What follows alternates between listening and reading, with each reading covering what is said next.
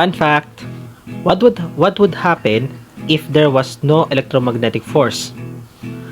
Since electromagnetic forces are responsible for regular chemical bonds, every chemical compound would dissolve. All life and all ordinary objects would cease to exist. The next two forces are quite interesting, but are not yet fully understood. These are very much unlike the two forces that we have discussed so far. For one thing, they are effective only at very, very short separations within the nucleus of the atom. It is quite unlikely that you will encounter the effects of these forces in your daily activities. Now let's proceed with the weak force. Despite its name, the weak force is not the weakest of the four fundamental forces. It is actually stronger than the gravitational force. The weak force is active only at distances less than 10 raised to negative 18 meters. Example ng 10 raised to negative 18 meters, sabihin natin meron kang isang metro. Yung isang metrong yon, i-divide mo yon sa billion divisions. Then, yung isa sa billion divisions na yun, i-divide mo uli siya for billion more divisions. Contrast this with the gravitational force, whose effect can be felt for up to millions of meters. The weak force is exerted between a class of particles called leptons and hadrons. You will learn more about these interesting particles when you study more on physics. For now, all you need to know is that the electron is an example of a lepton, and the proton and neutron are examples of hadrons. The weak force tends to cause nuclei and elementary particles to break up or become unstable. The instability causes a type of radioactivity known as beta decay. What is beta decay? It is a radioactive nuclear transformation governed by the weak force in which a nucleon, such as a neutron, changes this into a nucleon, such as a proton, of the other type, with the emission of either an electron and an antineutrino or a positron and a neutrino. Okay, yun lang yung short info natin regarding sa weak force. Yung weak force, yung topic kasi ng weak force ay more on nuclear physics. But for now, ito muna tayo sa basic info.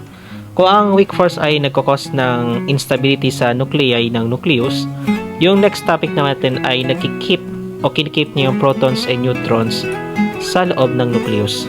At ito ang the strong force. Deep within the nucleus of the atom are the protons and neutrons.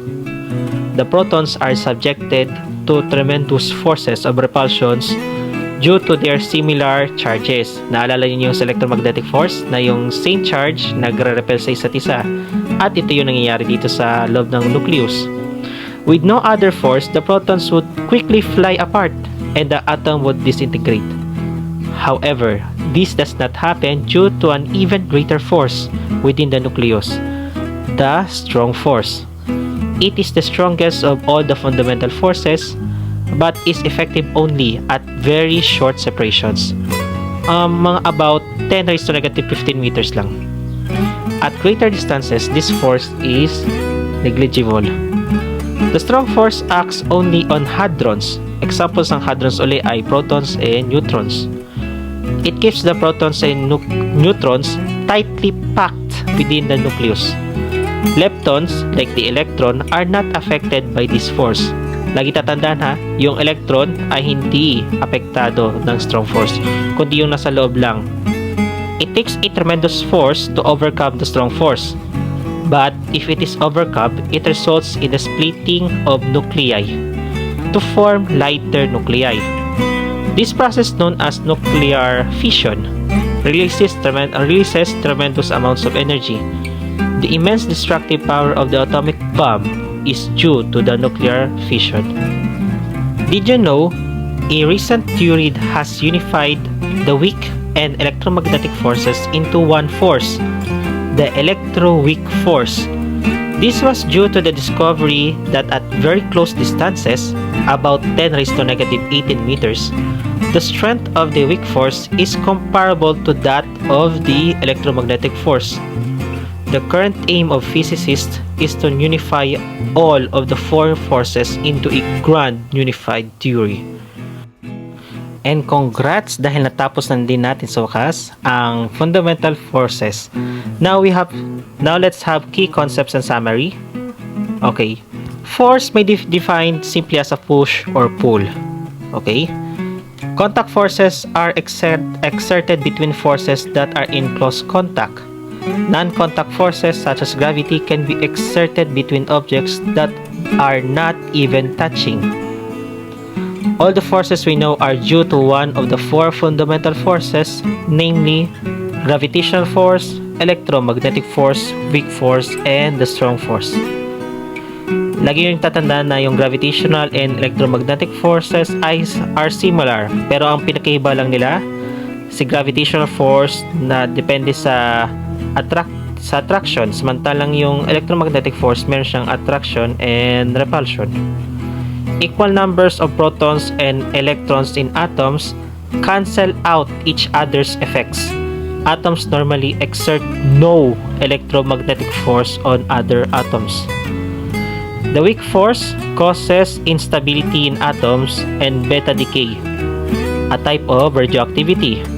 And lastly, the strong force overcomes the strong electromagnetic repulsion between the protons in the nucleus. It binds all the particles in the nucleus together. That's all for this video, and hoping na may natutunan kayo kahit paano mula sa akin. Muli ako si Kuya Kevin, nagpapaalam sa inyong lahat. Thank you and good day to all.